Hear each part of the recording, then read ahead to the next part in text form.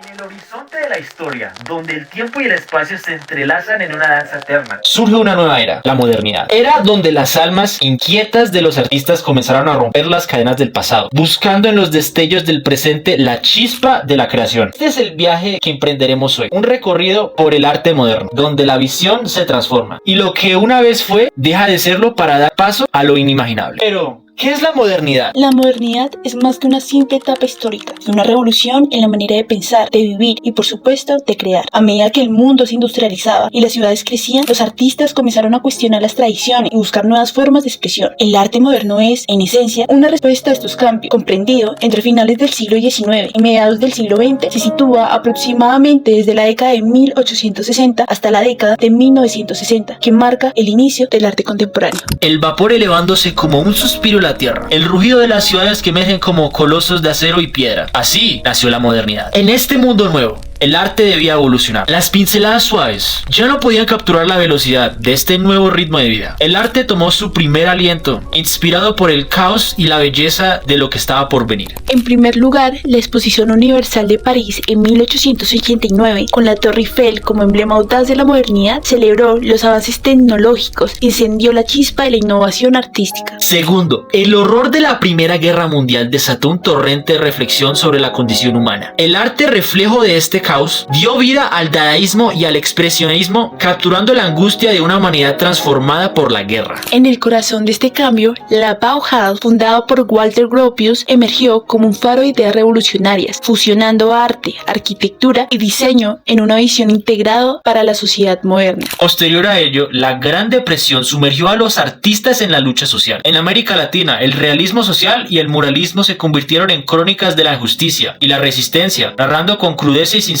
las batallas cotidianas de la clase trabajadora. Después de la Segunda Guerra Mundial, la ciudad se convirtió en el epicentro creativo del expresionismo abstracto. Figuras como Jackson Pollock rompieron los moldes tradicionales con técnicas audaces, pintando no solo con color, sino con la esencia misma del espíritu moderno.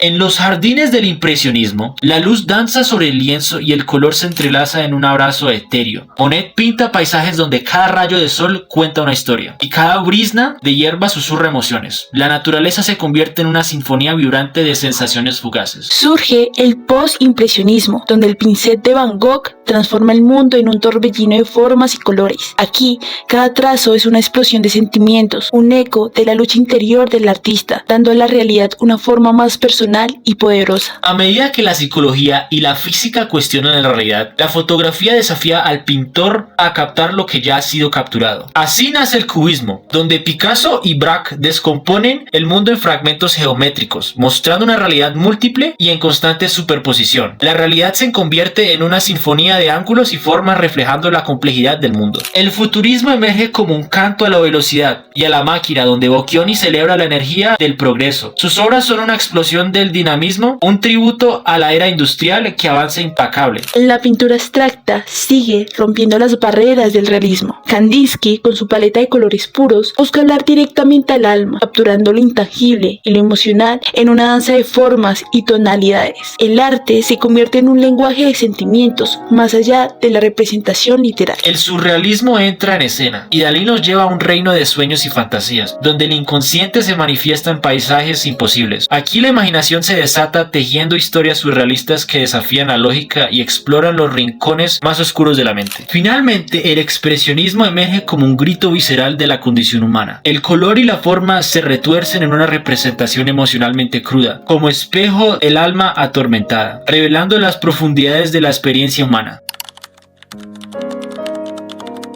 En el siglo XIX, la literatura estaba marcada por el naturalismo, que buscaba capturar la realidad del mundo material con una precisión casi científica. Émile Zola, influenciado por las teorías evolutivas de Darwin, retrataba la lucha por la supervivencia de la existencia humana. La literatura se convirtió en un espejo de la realidad, un testimonio de la vida tal como era. En el siglo XX, el simbolismo comenzó a ver el mundo exterior como un velo sobre la verdadera esencia de la existencia. Los simbolistas, como Arthur Rimbaud, elevaron la poesía a un ámbito donde el arte no estaba destinado a la creación de una realidad propia, ajena a las expectativas de las masas. Simultáneamente, en la música, el impresionismo musical, con Claude Debussy al frente, experimentó con nuevos sonidos y estructuras que evocaban sensaciones en lugar de narrativas precisas.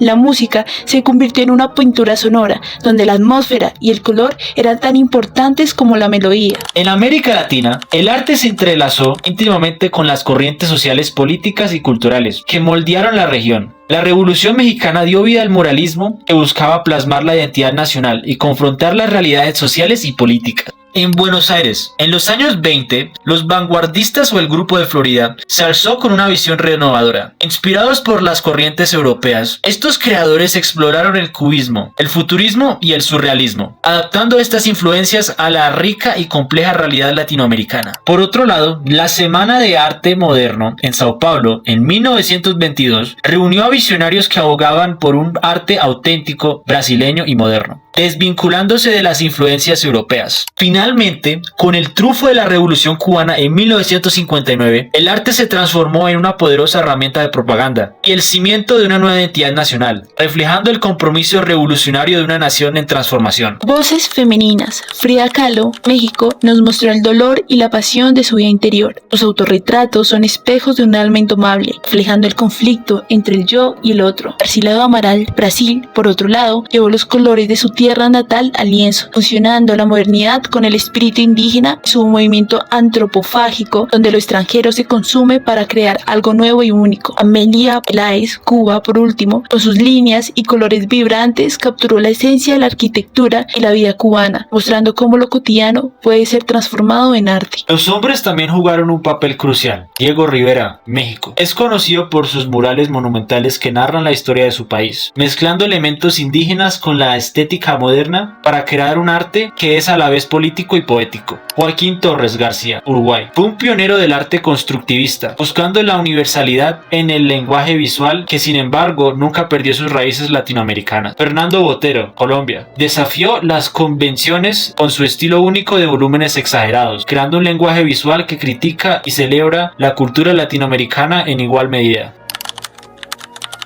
África, envuelta en estereotipos de un continente misterioso y salvaje, atrajo a exploradores europeos en busca de lo desconocido. Financiados por instituciones como Royal Geographical Society, impusieron nombres europeos y definieron lo que consideraban civilización o arte. El comercio de esclavos y la colonización dejaron profundas cicatrices en África. No obstante, artistas como Ben Ngongu, considerado uno de los pioneros del arte moderno en África, rompieron con las expectativas europeas, explorando nuevas formas de expresión que integraban tanto la tradición como la modernidad. Ngongu, influenciado por la cultura Igbo y la filosofía de la negritud, creó obras que celebraban la identidad africana, alejándose de las influencias europeas y reivindicando la belleza y el poder de la cultura africana en la era moderna.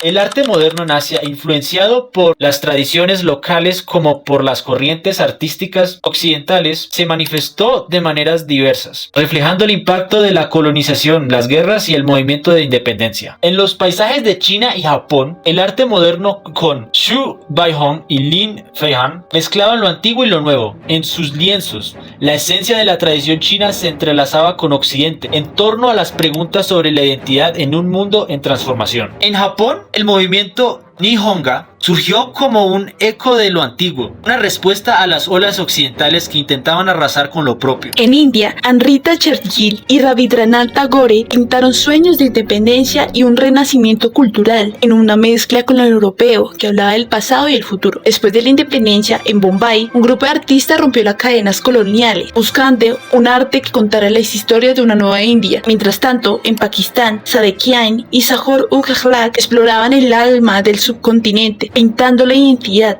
la historia y la religión en cada trazo.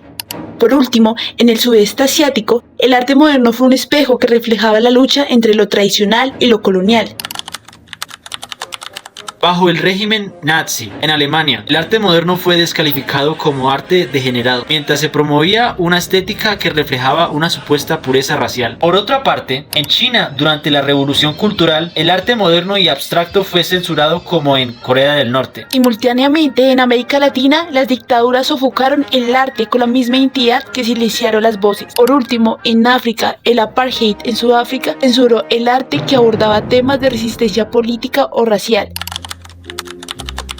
el legado del arte moderno no es una colección de obras, sino un espíritu, una llama que arde en el corazón de cada artista que se atreve a ver el mundo con ojos nuevos. Y así el arte moderno sigue vivo, no solo en los museos, sino en cada trazo, en cada idea que desafía lo convencional, porque en el arte, como en la vida, la modernidad es eterna.